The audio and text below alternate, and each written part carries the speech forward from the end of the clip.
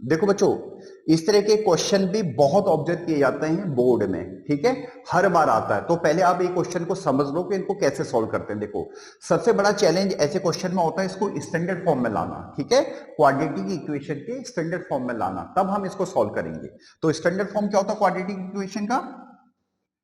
A x square plus b x plus c equal to 0, ठीक है।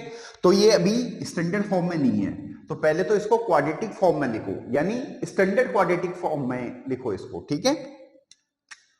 तो देखो इसको मल्टीप्लाई किया हमने, p x square minus 2px plus 6 equal to 0, ठीक है। अब इसको कंपेयर करो स्टैंडर्ड इक्वेशन से। ए क्या है, यहां पे लिख देता हूं, ए क्या है, p,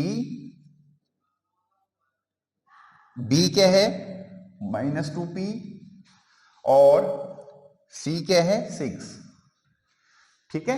अब हमारे पास रियल और इक्वल रूट के लिए क्या कंडीशन है, d इक्वल टू 0, यानी b square minus 4ac equal to 0, ये कंडीशन होती है रियल एंड इक्वल रूट के लिए, ठीक है।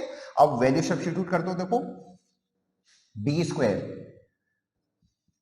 माइनस 2p का होल स्क्वायर, ठीक है, ब्रैकेट में आप लिखोगे, नहीं तो आपसे मिस्टेक हो जाएगी, माइनस 4, ए की वैल्यू है p और c की वैल्यू है 6, ये इक्वल टू 0, ठीक है।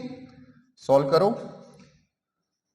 4p square minus 4 into p into 6 equal to 0, ये मल्टीप्लाई इसलिए नहीं किया, देखो कैलकुलेशन जितनी हो सके उतनी कम करो, ठीक है, तो आपसे मिस्टेक कम से कम होंगी, ठीक है बच्चों।